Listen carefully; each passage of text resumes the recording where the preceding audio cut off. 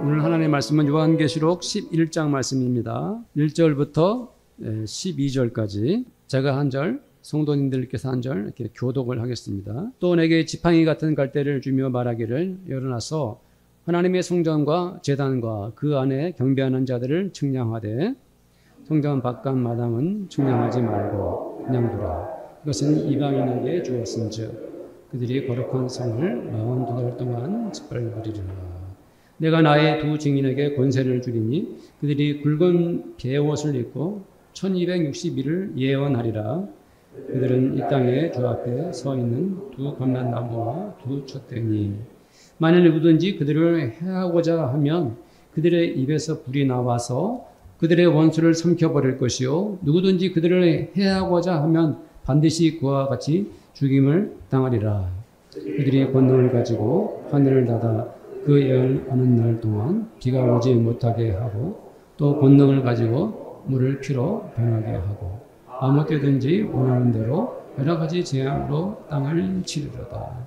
그들이 그 증언을 마칠 때에 무저갱으로부터 올라오는 짐승이 그들과 더불어 전쟁을 일으켜 그들을 이기고 그들을 죽일 터인즉 그들의 시체가 큰 성 길에 있으리니 그 성은 영적으로 하면 소돔이라고도 하고 애굽이라고도 하니 곧 그들의 주께서 십자가에 못 박아 계신 곳이라. 백성들과 족속과 방언과 나라 중에서 사람들이 그 시체를 사흘 반 동안을 보며 무덤에 장사하지 못하게 하리로다. 이 두 선지자가 땅에 사는 자들을 괴롭게 하는 거로 땅에 사는 자들이 그들의 죽음을 즐거워하고 기뻐하여 서로 예물을 보내리라 하더라. 3일 반 후에 하나님께로부터 생기가 그들 속에 들어가며 그들이 발로 일어서니 구경하는 자들이 크게 두려워하더라. 하늘로부터 큰 음성이 있어 이리로 올라오라 함을 그들이 듣고 구름을 타고 하늘로 올라가니 그들의 원수들도 구경하더라. 아멘. 호랑이가 담배 피우는 그림 성도님들 다 아시겠죠? 금방 호랑이가 담배 피우는 그림이구나 라고. 그런데 외국인들이 이 그림을 처음 보면 저게 뭐지 할 겁니다. 이 그림을 아무리 분석하려고 해도 이게 도대체 뭔 그림인지 모르겠다라고 포기하고 말 것입니다. 어른들이 옛날부터 옛날 얘기를 들려줄 때 호랑이 담배 피던 시절이다 이렇게 말하죠. 우리들에게 이렇게 간단하고 쉬운 그림도 사실은 역사적 문화적 배경을 모르는 사람들은 절대로 이 그림을 이해할 수가 없는 것입니다. 요한계시록도 마찬가지입니다. 요한계시록을 읽다 보면 신앙심이 좋은 사람들도 이해하기가 어려운 내용들이 참 많습니다.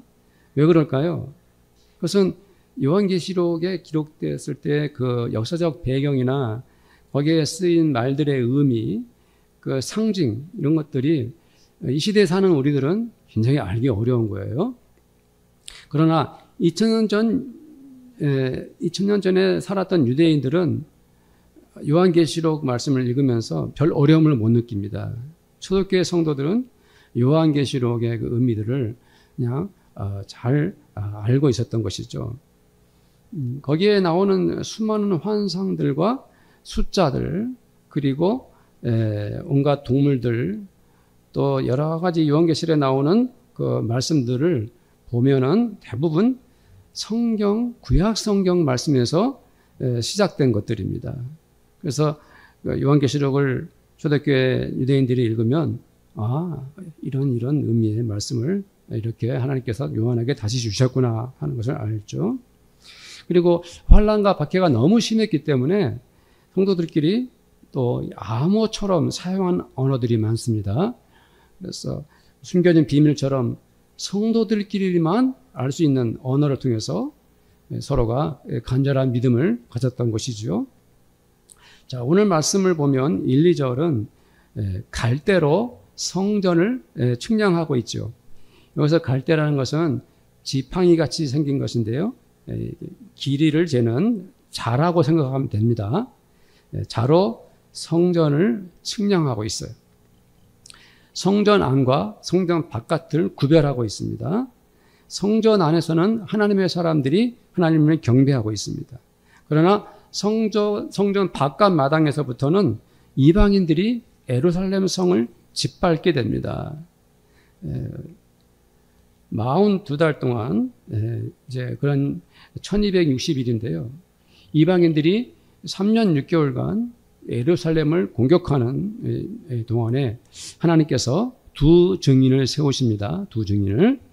그 두 증인은 1260일 동안, 즉 42달 동안 예언을 합니다. 예언이라는 것이 무엇이죠? 예언이라는 것은 바로 하나님의 말씀을 전하는 것입니다. 이 두 증인은 하나님께로부터 예언할 권세를 받았습니다. 하나님께서 주신 그 권위로 이제 그들은 복음을 전하는 것입니다. 그런데 성도들 보십시오. 이 두 증인이 어떤 옷을 입고 있죠? 오늘 말씀에 의하면은 굵은 베옷을 입었습니다. 여기서 베옷이라는 것은 우리가 생각하고 있는 그런 상복을 의미하는 그런 베옷이 아닙니다. 이스라엘은 그런 베옷이 없어요. 이 베옷은 이제 우리가 번역을 이렇게 한 것뿐이고 값싼 염소털이나 낙타털로 만든 거칠고 검은 옷이나 천을 의미하는 거예요. 그래서 이제 우리나라 문화에 맞게 베옷이라 번역을 해놓은 거예요. 이스라엘 사람들은 살아가는 사람이 죽었을 때 장례를 치를 때 바로 이 베옷을 입고 장례를 치렀어요. 또 나라가 큰 위기에 닥쳤을 때 왕이나 선지자들이나 백성들이 하나님께 부르짖을 때 이 베옷을 입고 하나님께 부르짖었어요. 또 사람들이 큰 죄를 짓고 하나님 앞에 진실한 마음으로 회개할 때 눈물로 베옷을 입었습니다. 그러면 이 두 증인은 왜 베옷을 입고 하나님의 말씀을 전했을까요? 그것은 바로 하나님이 심판하시는 날이 가까웠기 때문입니다. 엄청난 심판이 이제 기다리고 있기 때문에 즐겁고 기쁜 것이 아니죠. 그래서 곧바로 닥친 하나님의 심판을 슬퍼하면서 그들이 하나님의 말씀을 듣고 회개할 것을 간절히 바라면서 베옷을 입고 말씀을 전하고 있는 거예요. 구약시대 선지자들도 눈물의 선지자들이 많았죠. 예레미야, 이사야, 호세아, 요엘, 아모스 여러 선지자들이 하나님의 말씀을 슬픔 속에서 전하지 않았습니까? 바로 이 두 증인이 그렇게 베옷을 입고 하나님의 말씀을 증언하고 있습니다. 자, 우리 4절 말씀을 읽겠습니다. 보겠습니다. 시작. 그들은 이 땅에 주 앞에 서 있는 두 감람나무와 두 촛대니. 그들은 지금 어느 분 앞에 서 있죠? 두 증인이 예수 그리스도 앞에 서 있습니다. 그들은 이 두 증인은 바로 뭡니까? 예수님의 제자들이죠. 하나님의 사람들입니다. 왜요? 예수님 앞에 서 있으니까. 감람나무는 기름을 내는 거예요. 기름은 이제 성령을 상징하는 것이에요. 촛대는 바로 구약과 신약 시대의 하나님의 사람들, 성도들, 즉 교회를 의미합니다. 그러니까 이 두 증인은 상징적으로 보면 초대교회의 상징적 의미로 보면은 어떤 의미로 이렇게 말씀해 놓았냐면은 두 감람나무와 두 촛대라고 말씀하신 이유는 바로 성령의 은혜 가운데 있는 교회다. 이런 의미로 이렇게 이 두 증인을 말씀해 놓은 거예요. 그렇기 때문에 이 두 증인들은 초대교회의 대표자로서 하나님께 모든 권한을 부여받고 예수 복음을 전하고 있다 할 수 있어요. 여기까지는 어렵지 않죠? 요한계시록은 쉽습니다. 자, 5절 말씀을 함께 읽겠습니다. 5절 시작. 만일 누구든지 그들을 해하고자 하면 그들의 입에서 불이 나와서 그들의 원수를 삼켜버릴 것이요. 누구든지 그들을 해하고자 하면 반드시 그와 같이 죽임을 당하리라. 이 두 증인의 입에는 불을 뿜을 수 있는 능력이 있습니다. 하나님은 왜 그 두 증인들에게 불을 낼 수 있는 권세를 주셨을까요? 말씀 그대로죠. 그렇죠? 만일 누가 이 두 증인을 공격한다면, 그런 원수가 있다면은 그 불로 뭐 한다 그랬습니까? 삼켜버린다. 그런 능력을 이 두 증인에게 부여해 주셨어요. 또 다른 권능을 주셨는데 두 증인에게 6절에 또 다른 권능이 있어요. 읽어봅시다. 시작.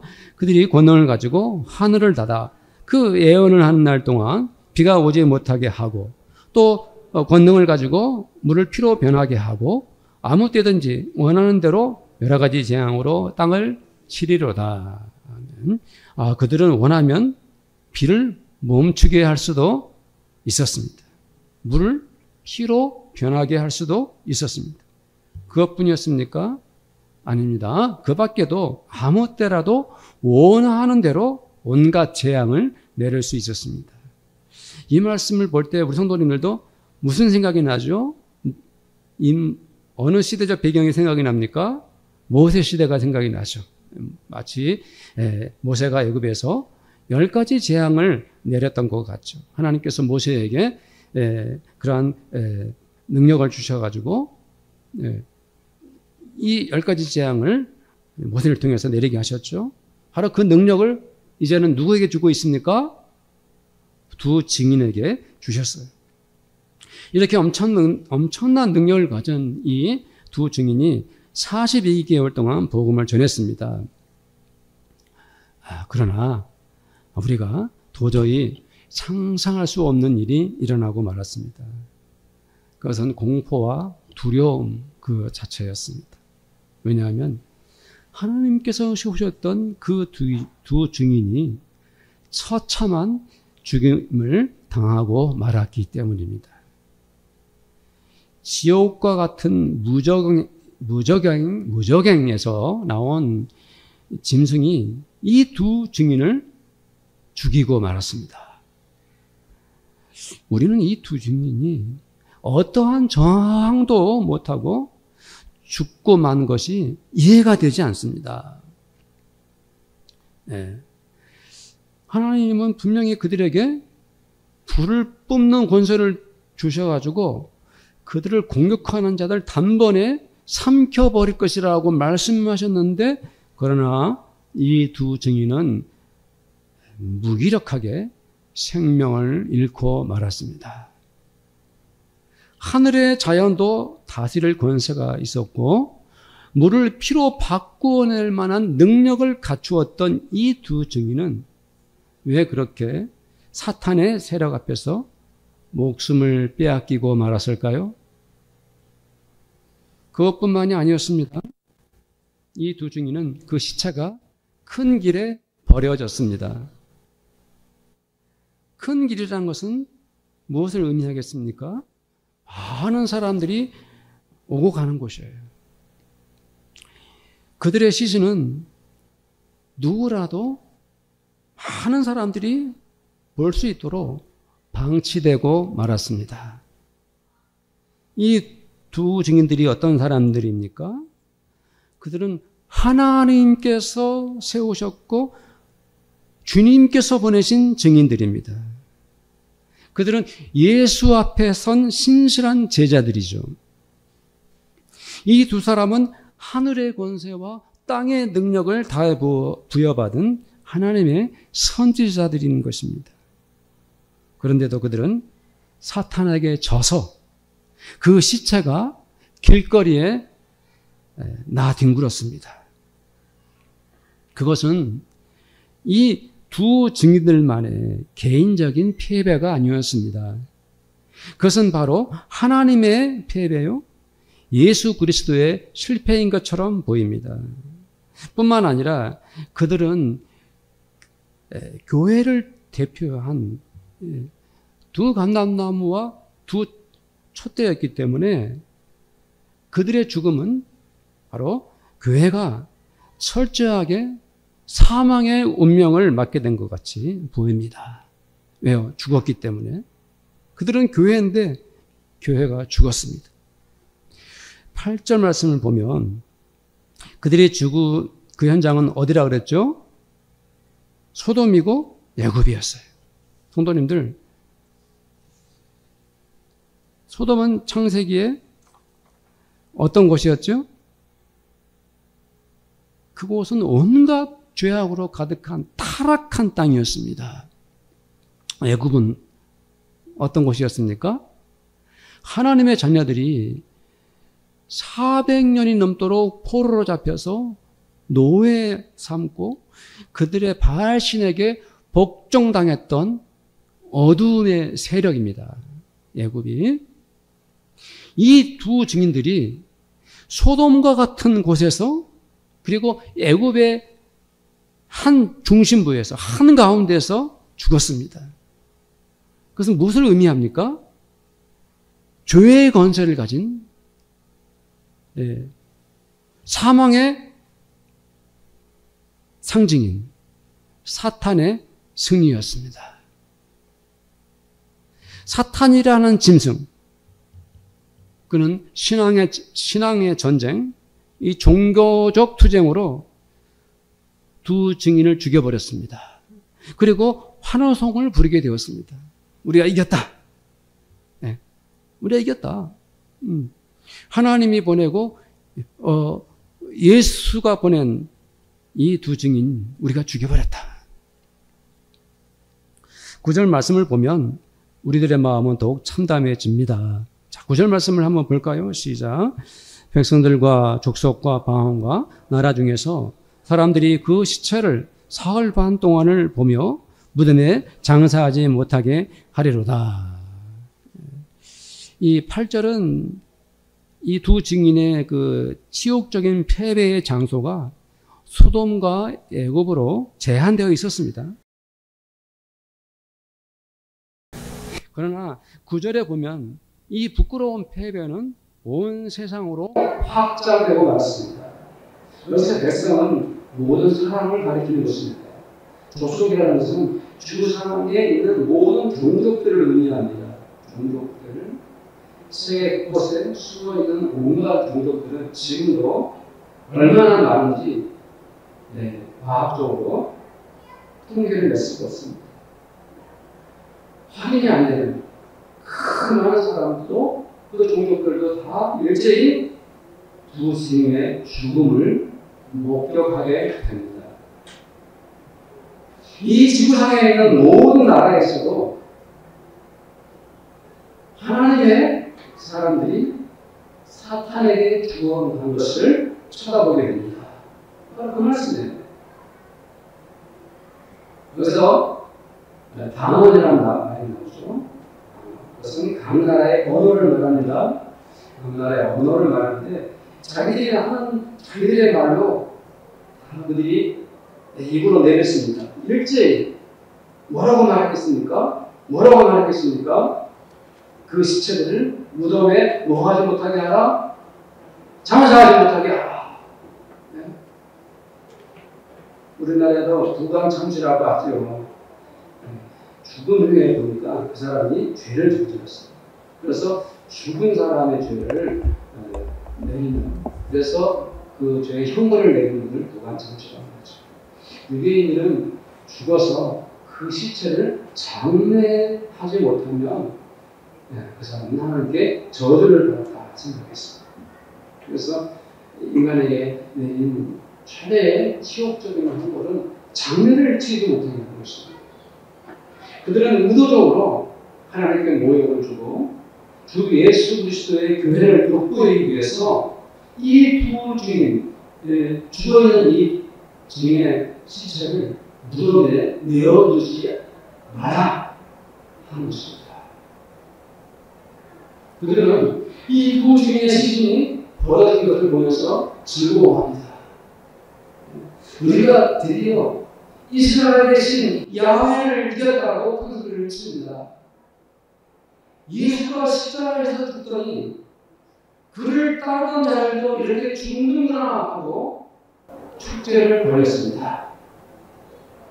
하나님의 말씀이라고 예수 몸이라고 떠들고 다니고 그렇게 전하더니 저렇게 비참하게 죽는구나. 시체도 버림을 당해가지고 장례도 못 지내는구나 하고 그들은 즐거워하고 기뻐했습니다. 그들은 자기들끼리 영혼을 주고받았습니다. 전투에서 적들을 이긴 후에 전리품을 나눈 것이 그들은 보라는 것이 방치되어 있는 그 시신 앞에서 자기들끼리 선물을 주고받습니다. 마음껏 승리에 도취하고 있는 거죠. 성도님들, 사람들을 죽이고 기쁨을 만끽하는 자들의 공통점이 있습니다. 그들은 살인의 즐거움이 오래 가지 못한다는 것. 오히려 그 쾌감이 끝나면 자기들에게 비참한 최후가 기다리고 있다는 것을 알지 못한다는 것입니다. 영화배우 이선균 씨가 스스로 목숨을 끊었죠. 그를 괴롭히고 그에게 그것을 비밀로 해서 돈을 갈취한 그 사람이 자기의 최후를 왜 몰랐을까요? 살인자들은 사람을 죽이고 나면 불과 몇 시간도 안 돼서 다 잡힙니다. 잡힐 것을 아는 것인지 모르는 것인지 그들은 어설프게도 살해를 합니다. 사탄과 사탄을 쌓은 그 많은 자들은 미래를 내다보지 못합니다. 그들은 하나님이 어떤 분이신지 알지 못합니다. 우리 주 예수 그리스도께서 왜 십자가에서 죽으셨는지 그들은 깨닫지 못합니다. 이 두 주님이 장례도 못 치르고 그 시체가 큰 거리에서 버려진 것을 보고 단지 그것만을 봤을 뿐이지 장차 하나님께서 이 두 증인을 위해서 어떻게 하실지, 이 두 사람을 위해서 하나님이 어떤 일을 하실지 그들은 전혀 모르는 것입니다. 11절 말씀을 우리 다 함께 읽겠습니다. 3일간 후에 하나님께로부터 생기가 그들 속에 들어가네. 그들이 발로 일어서니 구경하는 자들이 크게 두려워하더라. 하나님은 어떤 분이십니까? 하나님은 십자가에 못 박혀 돌아가신 우리 주 예수 그리스도를 살리신 분이십니다. 예수 그리스도는 하나님과 같은 권세와 능력을 가지신 분이시죠. 사람의 몸을 입고 이 세상에 오신 분이십니다. 아무런 죄도 없으신 예수님은 우리 인간들을 대신해서 죽어야 할 죄인의 몸이 되어 십자가에서 돌아가셨습니다. 십자가에서 한 사형수로 예수가 죽어가는 것을 보고 모든 자들이 비웃었습니다. 그들은 예수와 남들은 구원하되 정작 자기는 구원하지 못한다라고 우리 주 예수님에게 손가락질 했습니다. 그러나 그 예수님을 죽음에서 살리신 분이 하나님 아버지이십니다. 하나님을 아빠 아버지라 불렀던 그 아들 예수를 우리 하나님께서 살리셨습니다. 그렇습니다. 바로 우리 주 예수님을 살리신 그 하나님께서 이 두 증인을 살리신 것입니다. 하나님께서는 이 두 증인들에게 생명의 기운을 불어넣어 주셨습니다. 마치 하나님께서 아담을 흙으로 만드신 후에 그 코에 생기를 불어넣으신 것처럼 말입니다. 보십시오, 성도님들. 이 두 증인은 제 발로 일어나 걷지 않습니까? 가장 처참하게 죽었던 이 두 선지자는 하나님의 권능과 은혜로 다시 살아났습니다. 하나님은 그들을 살리셨지만 이제 그의 시체를 구경하는 자들은 모두 두려움과 공포에 빠졌습니다. 목숨이 끊어진 지 3일이 지났는데 온 세상 사람들이 보는 앞에서 언제 그랬냐는 듯이 털고 일어서는 그 감동은 그야말로 얼마나 극적입니까? 하나님께서 친히 그 모든 반전을 이루어 내셨습니다. 그러나 더 놀라운 일은 지금부터 시작됩니다. 하나님께서 말씀하십니다. 이리 올라오라. 하나님은 저 하늘 끝에서부터 이 두 증인을 부르셨습니다. 얼마나 많은 사람들이 조롱을 했을까요? 또 그토록 하나님을 모욕했겠습니까?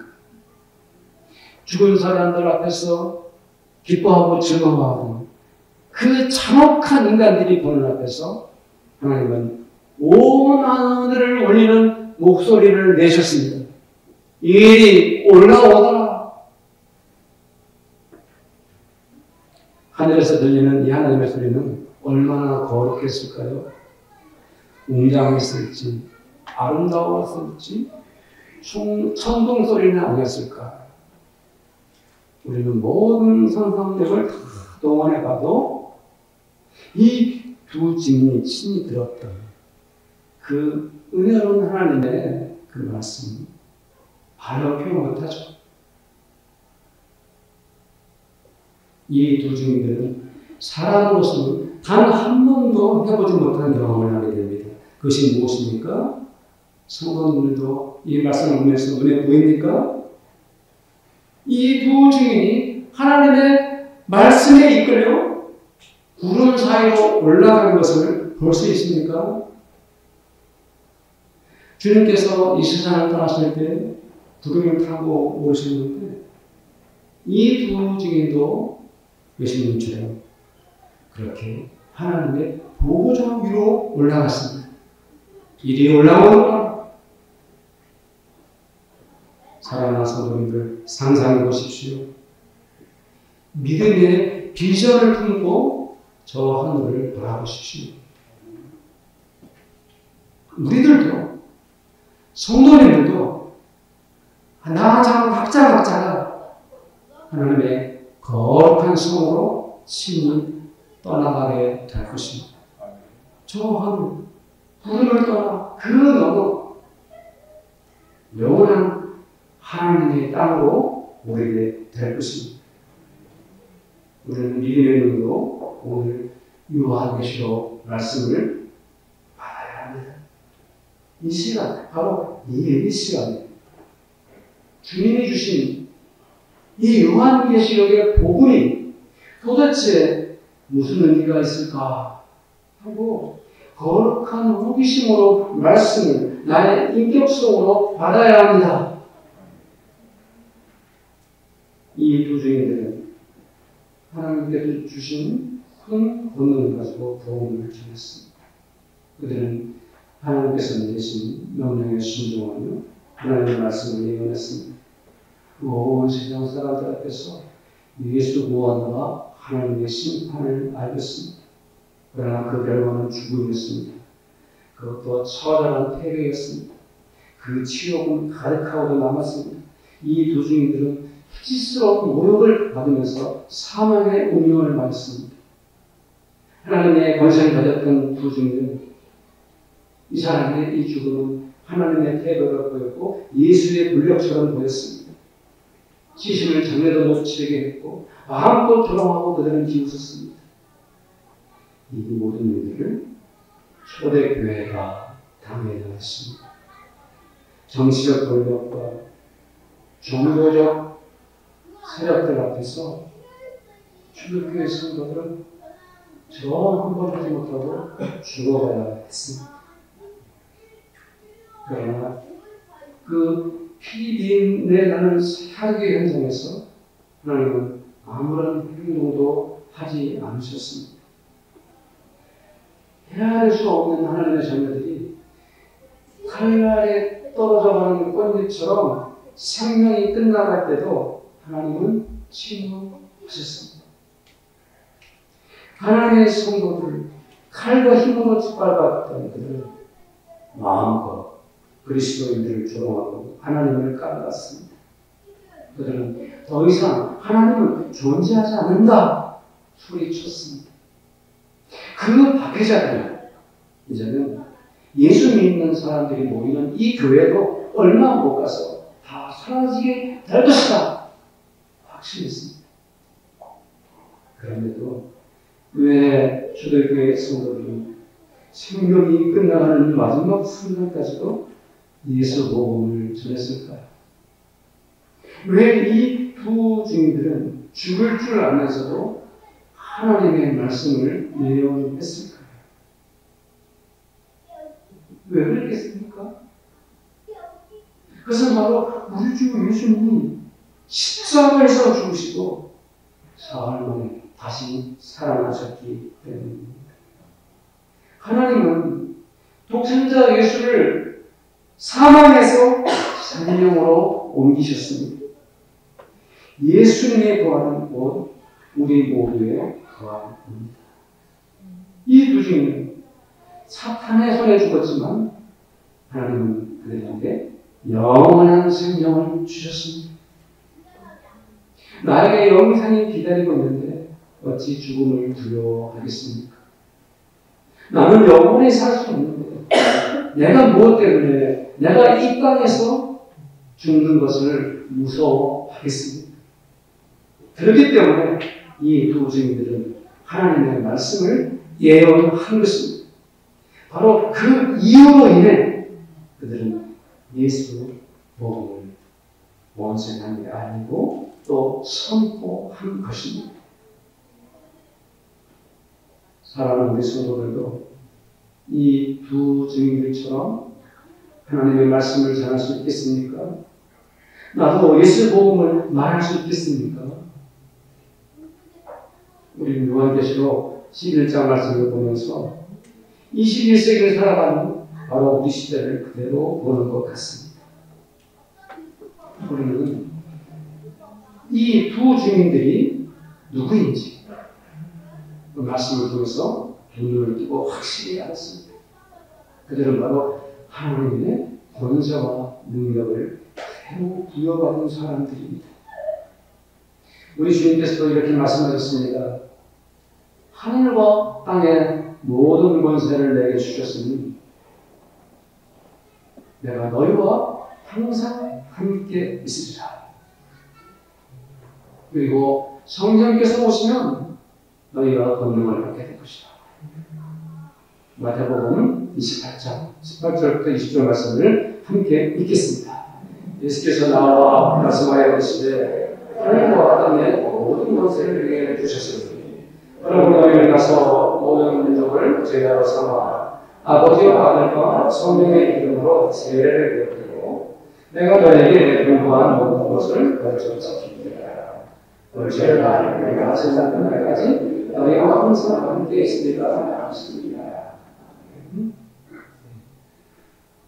하늘과 땅의 모든 것을 가지신 우리 주님께서 세상 끝날까지 우리와 성도들을 한 분 한 분과 함께 계신다는 것을 감사하시기를 축복합니다.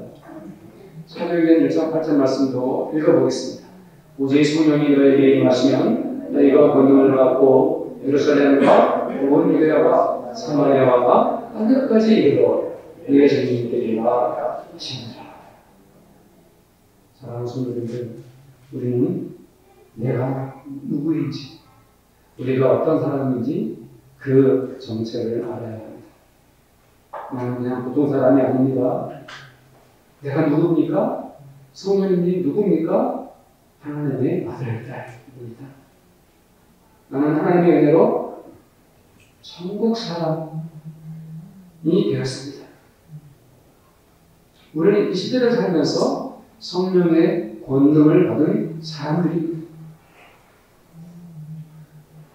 우리 주 예수께서 하늘과 땅의 모든 권세를 다 가지신 주님께서 우리와 함께 계십니다. 나와 함께 계십니다. 바로 우리가 그런 사람인 것입니다. 우리는 담대해야 됩니다. 우리는 이 세상을 무서워하지 맙시다. 지금은 기독교가 사람들에게 조롱을 받는 시대입니다. 사회에서 교회를 비난하는 것을 멈추지 않습니다. 그들은 그리스도인들에게 돌을 던질 때에도 조금 더 망설이지 않습니다. 마치 두 증인이 사탄에게 죽임을 당한 것처럼 이 땅의 성도들이 억울한 고통을 당하는 것처럼 보입니다. 심지어 하나님의 이름도 땅에 곤두박질 치고 주 예수의 거룩한 얼굴에도 침을 대는 세대에서 살고 있습니다. 그러나 우리는 그럴수록 또 담대한 믿음을 가져야 합니다. 우리는 하나님의 사람들입니다. 우리는 예수 그리스도의 거룩한 군사들입니다. 우리는 마땅히 저 사탄의 세력과 맞서 싸워야 합니다. 때로는 거대한 이 사회에 맞서 싸우다가 우리가 진 것처럼 보일 수 있습니다. 마치 사탄이 이겼다. 하나님의 선량한 성도들이 패했다고 생각할 수도 있습니다. 하나님의 아들, 딸들이 억울하게 모욕을 당하고 수치스러운 모함을 받을 수도 있습니다. 그러나 우리는 이 부증자 죽는 그 순간까지도 하나님의 말씀을 예언해야 합니다. 하나님은 우리에게 구원을 주신다고 외쳐야 합니다. 우리 주 예수께 생명이 있다고 선포해야 합니다. 우리 주 예수를 믿고 따르는 자들은 영생을 얻었다고 그 복음을 전해야 합니다. 이 두 증인들이 목숨을 바쳐 헌신한 그 순교자의 신앙을 우리들도 가져야 합니다. 누가 순교자입니까? 예수를 믿고 예수를 전하다가 죽는 자가 순교자입니다. 예수를 전하면서 죽는 날까지 내 숨이 끊어지는 그날까지 예수 복음을 전하는 자, 그가 순교자인 것입니다. 우리 성도님들을 함께 기도하기를 원합니다. 이 두 주님의 모습 속에서 어떤 은혜를 받습니까? 오늘 말씀 생각하면서 기도하기를 원합니다. 기도하겠습니다. 나는 하나님의 선지자로 살기 원합니다. 나는 예수 그리스도의 제자로 복음을 전하기 원합니다. 나는 하나님의 사람이 되어 천국 복음을 전하겠습니다. 나는 시대의 두 주인이 되어 내 생명 다할 때까지 예수 그리스도 그분을 전하겠습니다. 험악하고 어려운 세상에서 죄악으로 가득한 세상에서 하나님의 명예가 떨어지고 예수 그리스도를 엿보이는 세상에서 교회가 아버지 하나님 수치심을 느끼고 아버지 하나님이여 이 어려움과 환난의 때 우리가 살고 있습니다. 아버지 하나님 우리가 참으로 예수 그리스도의 거룩한 그 생명의 복음을 전하는 일에 우리는 모든 것을 다 바치기를 원합니다. 주님 고난이 정말 힘든 어려운 우리를 마침내 부활해 주는 영생을 주십니다.